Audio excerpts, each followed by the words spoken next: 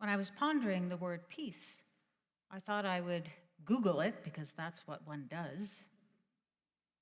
And I looked up quotes from some interesting people in our world who talk about peace.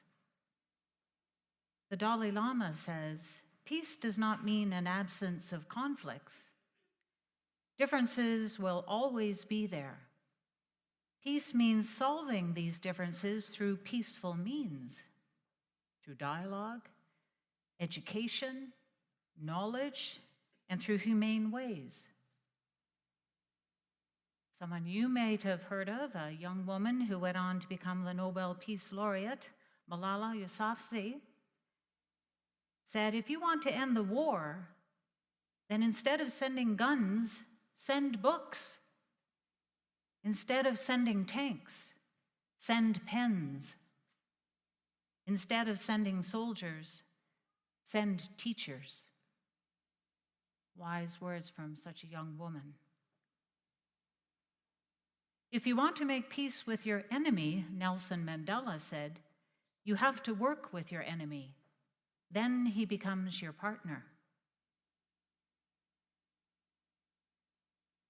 And John F. Kennedy wrote, peace is a daily, a weekly, a monthly process, gradually changing opinions, slowly eroding old barriers, quietly building new structures.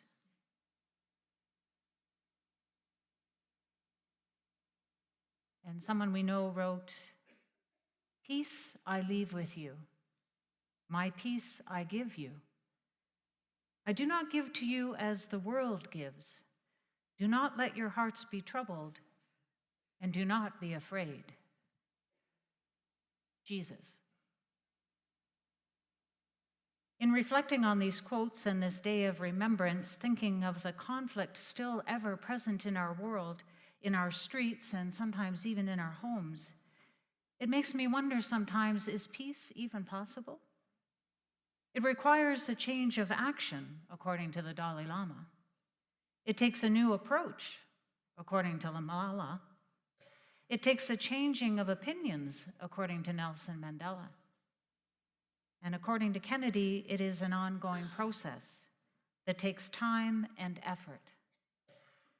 And Jesus tells us that he offers a kind of peace that soothes troubled hearts and calms our fears.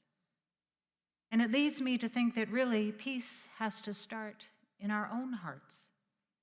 It has to start from a deep place within. We have to be committed to it and believe in it and work for it. And we don't need to be religious or world leaders. Like Malala, we have to have a conviction and a commitment to peace no matter our age or our circumstance. But again, I think it starts in our own hearts. We cannot control what others do. We cannot control what happens on the other side of the world. But we can be mindful, peaceful in our own words and actions. Peace begins in our own hearts. Peace needs nurturing and encouragement in our own hearts.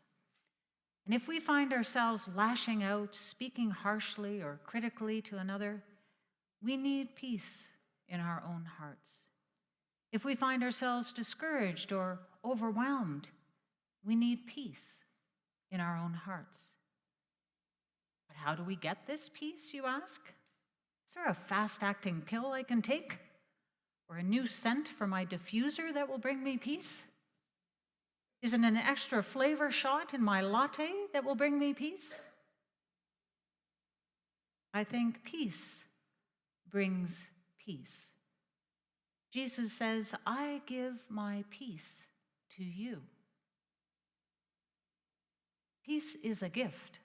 It is not of this world. It is not packaged or marketed or promoted. It is a gift freely given, and it can calm our hearts and our fears. Well, that doesn't sound too hard, you might think. Bring it on. But peace can be hard. The gift is freely given, but we do with it, I think, is the hard part.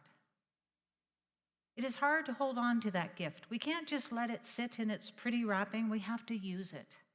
We have to keep it out in front of us every day and remember how precious it is. We have to nurture it. We have to put it to work. We need to use peace in our words and in our thoughts. We need peace in our attitudes toward other people. We need peace in our own approach to everything that we do. That peace needs to burn in our hearts like an ember that is recognized and others are drawn to. Recently, I heard a parent talking about their adult child who had had a chance to hear the Dalai Lama speak, and it changed them just being in the very room as the Dalai Lama. There was something that seemed to be present there when he was there that went beyond words, except for maybe aura or mystery or some kind of energy of peace and calm.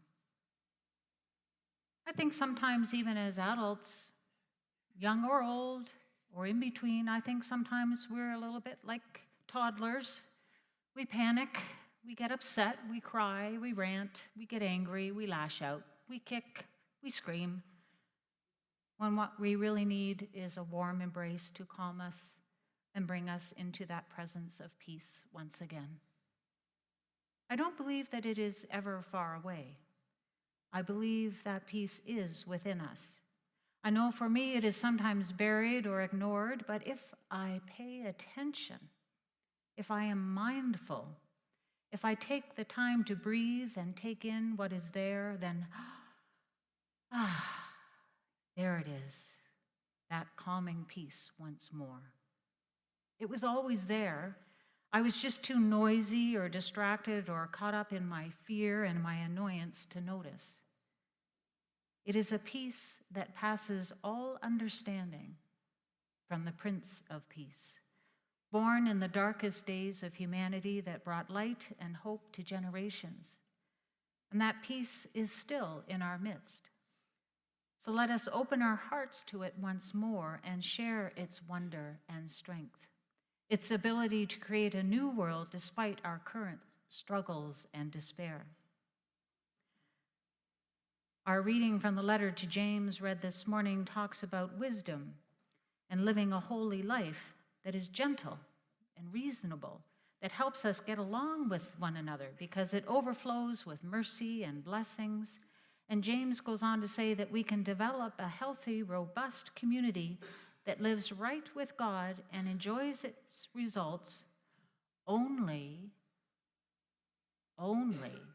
if we do the hard work of getting along with each other and treating each other with dignity and respect. Kind of sounds like peaceful living to me. So let us pray for peace. Let us live for peace. Be mindful of peace as Jesus taught us.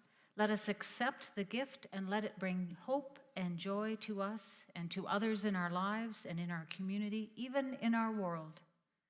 Let's get doing the hard work of getting along with each other, treating each other with dignity and respect, and toward all living things, especially our planet, creation.